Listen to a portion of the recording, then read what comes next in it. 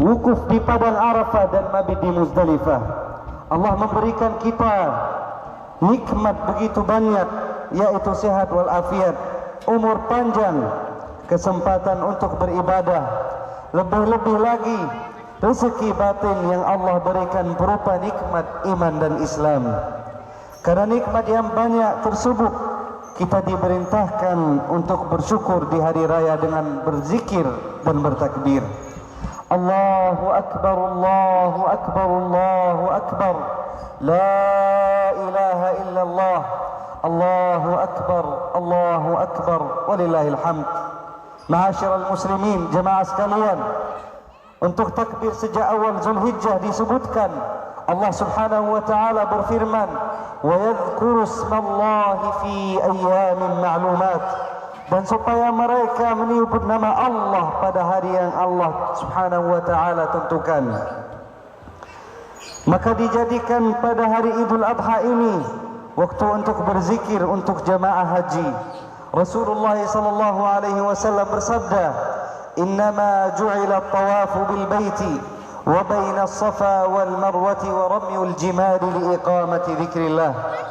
Sesungguhnya tawaf di Ka'bah, melakukan sa'i antara Safa dan Marwah, dan melempar jumrah adalah bagian dari zikrullah, zikir pada Allah Subhanahu wa taala.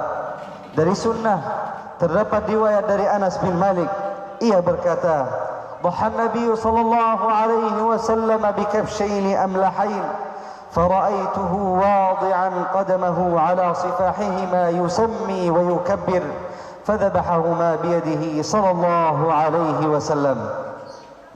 Nabi sallallahu alaihi wasallam pernah berkurban pada Idul Adha dengan 2 kambing yang gemuk. Kata Anas bin Malik, "Aku melihat beliau menginjak kakinya di bangkai leher 2 kambing itu. Lalu beliau membaca bismillah dan bertakbir. Kemudian beliau menyembelih kedua hewan kurban miliknya dengan tangan beliau sendiri. Allahu Akbar, Allahu Akbar, Allahu Akbar, La ilaha illallah, Allahu Akbar, Allahu Akbar, walillahil hamd. Namun, satu hal yang patut diingat mengenai ibadah kurban, hendaklah kita melakukannya ikhlas karena Allah. Hendaklah kita melakukannya ikhlas karena Allah Subhanahu wa taala. Tujuannya untuk meraih takwa. Allah Subhanahu wa taala berfirman, "Lan yanala Allah luhumuha wala dima'uha. Lan yanala Allah luhumuha wala dima'uha walakin yanaluhu taqwa minkum." Daging hewan kurban dan darahnya, daging hewan kurban dan darahnya itu sekali-kali tidak akan sampai kepada Allah, tetapi yang sampai kepadanya adalah ketakwaan kalian. Ma'asyiral muslimin, jamaah salat Idul Adha yang dirahmati oleh Allah Subhanahu wa taala, hendaklah dilakukan pula sesuai dengan tuntunan Rasulullah sallallahu alaihi wasallam. Cobalah perhatikan kisah berikut tentang orang yang sarapan pagi sebelum salat Idul Adha dengan hewan kurbannya. Abu Burdah yang merupakan paman dari Al-Bara bin Azib dari jalur ibunya berkata, "Ya Rasulullah, fa inni nasaktu syati qabla as-salah wa 'araftu anna al-yawma yawmu aklin wa shurb wa ahbabtu an takuna syati awwala ma yudhbahu fi baiti fadhabahtu syati wa taghaddaytu qabla an ati as-salah." Wahai Rasulullah, aku telah menyembelih kambingku sebelum salat Idul Adha. Aku tahu bahawa hari itu adalah hari untuk makan dan minum. Aku senang jika kambingku adalah binatang yang pertama kali disembelih di rumahku. Oleh karena itu, aku sarapan dengannya sebelum aku salat Idul Adha. Rasulullah sallallahu alaihi wasallam pun berkata, "Syatuka syatu lahmin." Kambingmu hanyalah kambing biasa yang dimakan dagingnya, bukan kambing kurban. Lihatlah jemaah sekalian, niatan dia baik, namun karena dilakukan tidak sesuai tuntunan Rasul, kurbannya dianggap hanyalah daging biasa, bukan daging kurban. Berarti kita harus beramal sesuai tuntunan, tidak hanya mengikhlas. Ma'asyiral muslimin, jemaah sekalian, rahimanillah wa iyyakum. Oleh karena itu, patut kiranya di khutbah Idul Adha kali ini saya selaku khatib mengingatkan kesalahan yang sering terjadi ketika melaksanakan ibadah kurban. Yang pertama, saling berbangga dan menyumbungkan diri dalam hal kurban. Hendaklah kurban dilakukan dengan ikhlas untuk menggapai ridha Allah Subhanahu wa taala, bukan ingin mencari pujian manusia, bukan ingin sum'ah dan riya. Atha bin Yasar pernah bertanya pada Abu Ayyub Al-Ansari radhiyallahu an tentang kurban yang dilakukan di masa Nabi sallallahu alaihi wasallam. Qala lahu, "Kaifa kanat ad-dhahaya 'ala 'ahdi Rasulillah sallallahu alaihi wasallam?" Faqala, "Kana ar-rajulu yudhi bish-shati 'anhu wa 'an ahli baitihi, fayakuluna wa yut'imuna hatta tabaha an-nas, fasarat kama tara." Beliau bertanya kepada Abu Ayyub Al-Ansari, bagaimanakah kurban di masa Rasulullah sallallahu alaihi wasallam? Dijawab bahwa dulu ada yang berkurban dengan 1 ekor kambing untuk dirinya dan keluarganya. Ia makan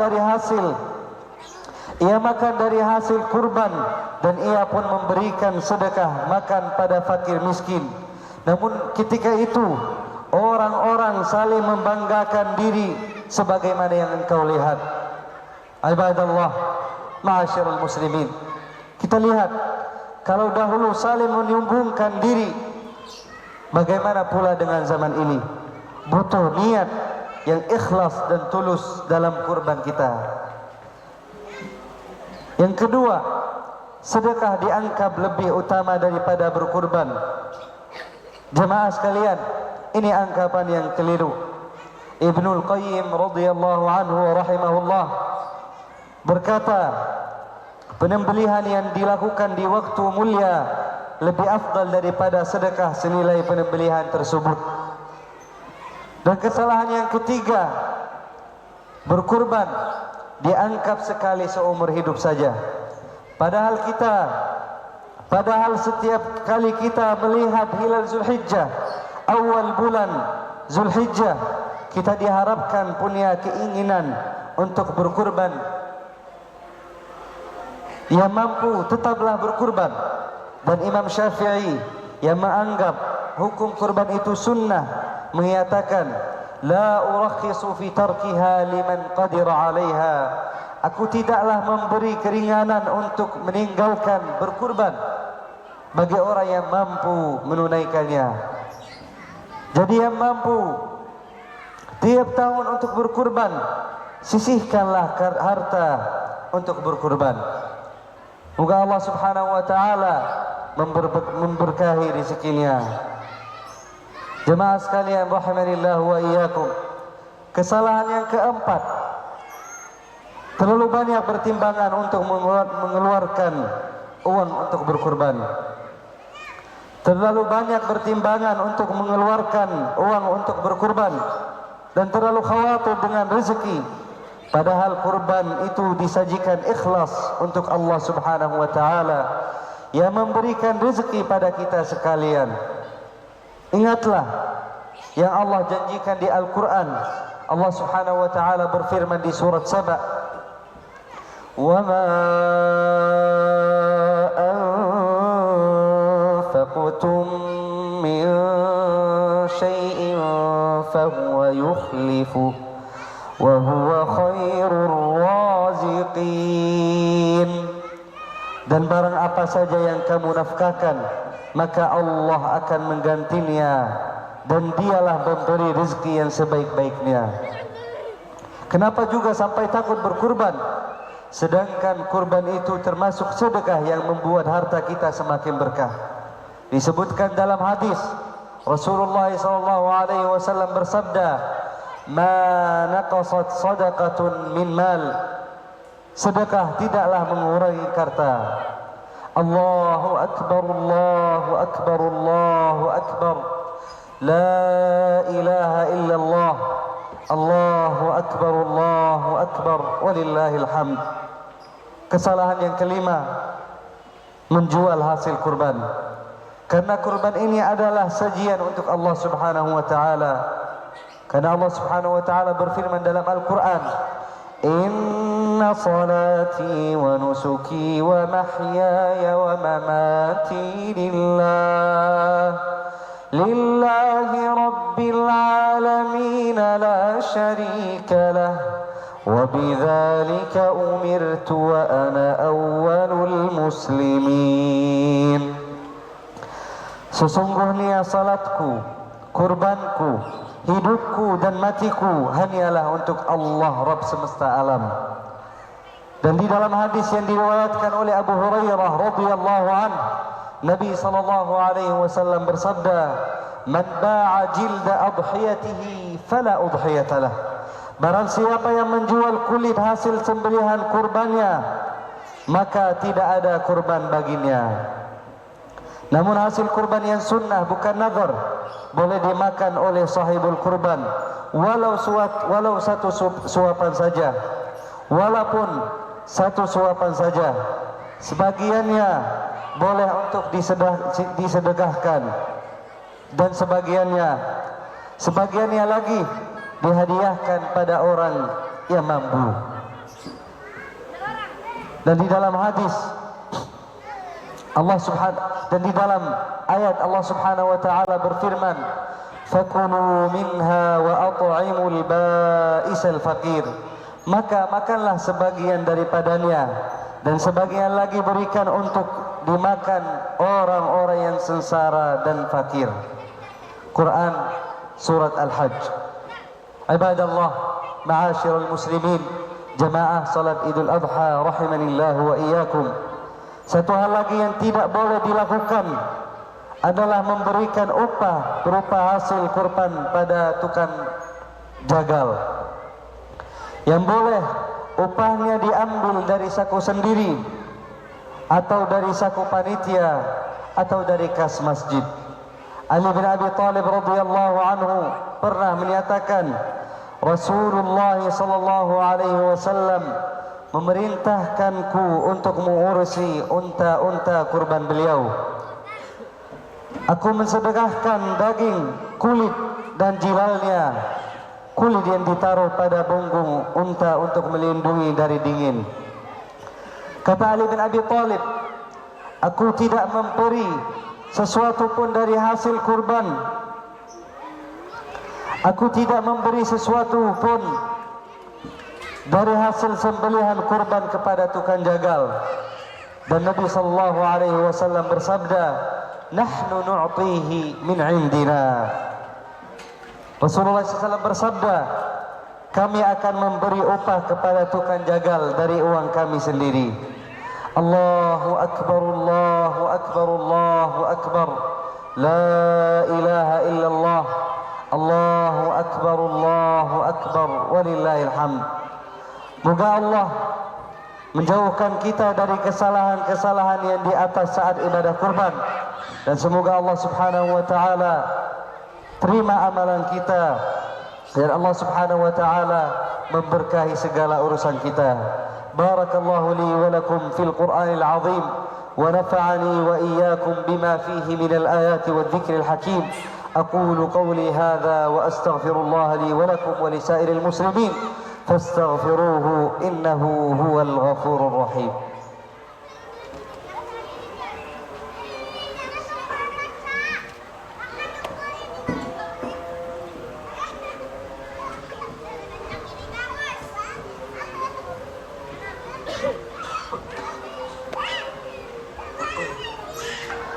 Alhamdulillah wa kafa wa salatan wa salaman ala al-habib al-mustafa sallallahu alaihi wa ala alihi wa sahbihi wa man iktafa atharahu ila yawmin alqah.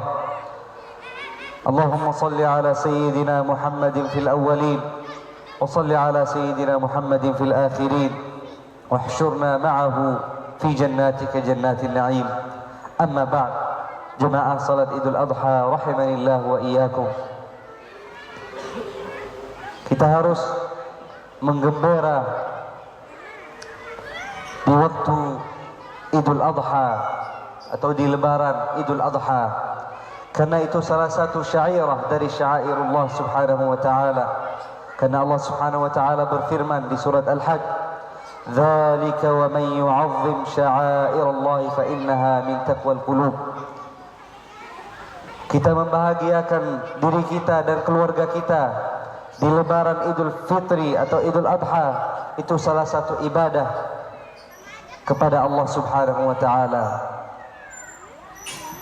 Tetapi kita melihat kondisi umat Islam sekarang sangat terpecah, sangat lemah umat Islam, dan banyak umat muslimin tidak mau bersenang atau bergembira di lebaran Idul Fitri maupun di Idul Adha. Alasannya karena umat Islam sangat lemah, umat Islam sangat berpecah. Padahal yang benar kita membahagiakan diri kita, membahagiakan keluarga kita karena Allah subhanahu wa ta'ala. Dan kita tidak melupakan saudara kita di umat Islam yang sedang dizalimi sama orang-orang yang jahat. Salah satunya yang kita melihat saat sekarang, saudara kita di Palestina hampir 1 tahun diserang oleh Israel la'natullahi alaihim, dan umat Islam tidak bisa membuat apapun, hanya doa atau bantuan yang banyak basi di perbatasan Palestina. Maka ayyuhal ahibbah, kita tetap mengingat saudara kita di Palestina dan Gaza dan Dhiffa Gharbiyah. Begitu kita mendoakan mereka agar Allah subhanahu wa ta'ala melindungi saudara kita di Palestina. Kita selalu mengingat saudara kita, jangan kita merasa ada kekurangan. Lihatlah saudara kita di Palestina, banyak kekurangan, keamanan tidak ada, makan minum sangat terbatas. Tetapi begitu mereka ditanya, bagaimana kondisi kalian? Jawaban mereka apa? Alhamdulillah. Nah, malu kita. Kita sangat malu. Kita banyak mengeluh bahwa kita banyak kekurangan dalam hal duniawi, rumah kecil, tidak sesuai harapan, kerja terbatas. Padahal nikmat kita begitu lebih jauh daripada mereka. Maka ayyuhal ahibbah, kita tetap bergembira, senang, bahagia bersama keluarga dan saudara kita, dan kita tetap mengingat saudara kita di Palestina. As'alullah subhanahu wa ta'ala an yanfa'ana bima ta'allamna wa an yaj'alana jami'an min alladhina yastami'una al-qawla fayattabi'una ahsanah. Marilah kita tutup khutbah Idul Adha ini dengan doa.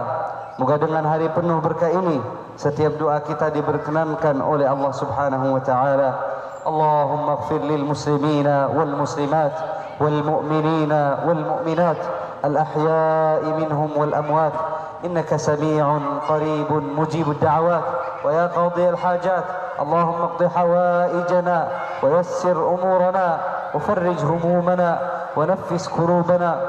اللهم لا تؤاخذنا بما فعلنا ولا بما فعله السفهاء منا وانشر رحمتك علينا وكن معنا حيث كنا يا رب العالمين. اللهم انصر إخواننا المستضعفين في أرض فلسطين.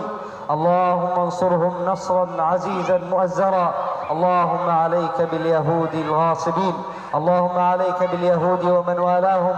اللهم عليك بأعداء الدين فإنهم لا يعجزونك يا رب العالمين. اللهم حرر المسجد الأقصى الأسير. اللهم أعد المسجد الأقصى الأسير إلى رحاب المسلمين. اللهم ارزقنا صلاة فيه قبل الممات. اللهم وتقبل شهداءهم وارحم جرحاهم وعاف مبتلاهم يا رب العالمين. اللهم إنا نبرأ إليك مما يفعل بهم. اللهم سامح تقصيرنا نحو إخواننا في فلسطين. اللهم لا حول لنا ولا قوة إلا بك. اللهم فانصرهم وأمنهم وأطعمهم وأسقهم يا رب العالمين. يا ربنا لا تؤاخذنا إن نسينا أو أخطأنا. ربنا ولا تحمل علينا إصرا كما حملته على الذين من قبلنا. ربنا ولا تحملنا ما لا طاقة لنا به. واعف عنا واغفر لنا وارحمنا. أنت مولانا فانصرنا على القوم الكافرين. عباد الله، إن الله يأمركم بالعدل والإحسان وإيتاء ذي القربى وينهى عن الفحشاء والمنكر والبغي يعظكم لعلكم تذكرون. تقبل الله منا ومنكم صالح الأعمال. عيدكم مبارك وكل عام وأنتم بخير.